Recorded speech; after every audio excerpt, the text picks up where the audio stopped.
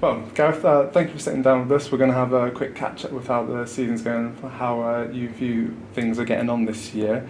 Now, can you share with us how you feel the team's progressed, especially maybe since New Year's?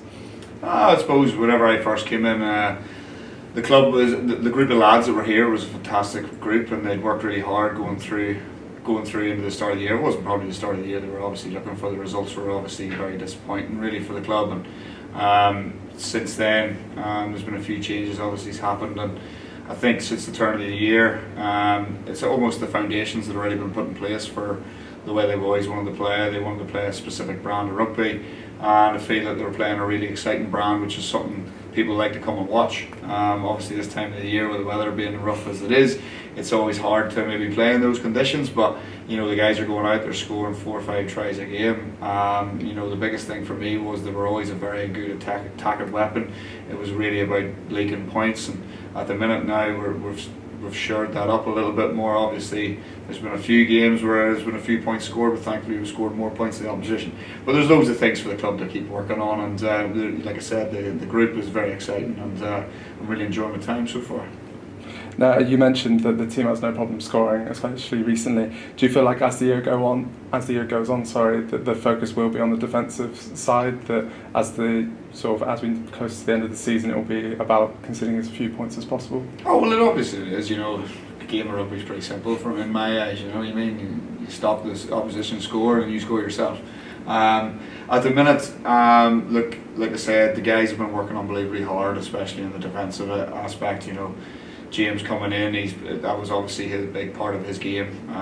Defence was a big weapon of his, and he's put his own stamp on what he wants from the boys. I think really just them having that clarity now, what they're looking to go out and achieve, and just simplifying things for them to go and, you know, ultimately put in what they want to be. They've now established what Plymouth Albion are about in defensive unit, and you know, they've set themselves some good goals, and they're achieving those things at the minute. Now, obviously, we want to try and do that on a week-to-week basis, but that's the progression that the club can hopefully keep making.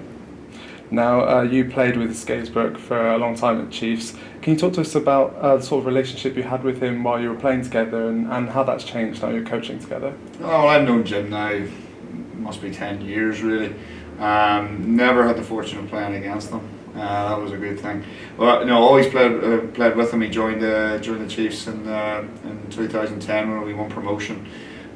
He was a big asset to us then. Obviously, the way he played the game, very physical, very dominant sort of a player. When we got into the Premiership, he was one of the only blokes really with Premiership experience at the time. You know, when we looked at the squad we had that got promoted, he brought a lot of confidence around the guys. He was our defensive leader, and I think he played like the first 50 Premiership games in a row. So it sort of shows you the mentality of the man, and also the durability. And he was a fantastic guy to play with and share a changing room with. And now to be coming down and working with him in a different kind of capacity, the same drive is still there, the same ambition to be a winner and a competitive animal is still there, and you know, it's really infectious just to see how he works. Let's talk a little bit about your coaching influence.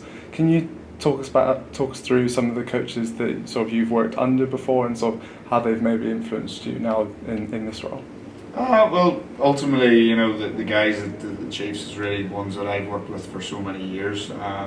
Being there for 12 years, and I think 11 of those years has been pretty much the same coaching setup. You know, with Rob being in there, he just sort of gives you that sort of simple clarity of what you want to go and achieve, and he makes it very easy for players. He lets guys go out and express themselves. And ultimately, being good guys is a good way of doing it.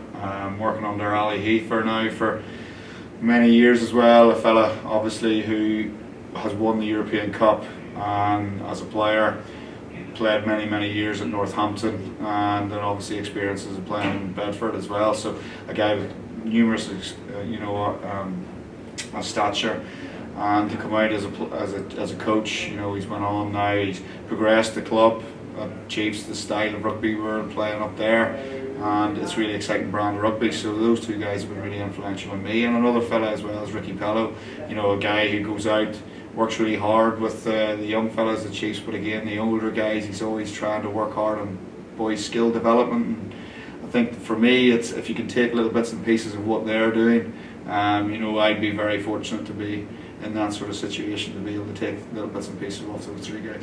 Great. Well, thank you for sitting down and talking to us, and we hope you best fortune with the team throughout the rest of the year. Thank you very much. Cheers. Cheers.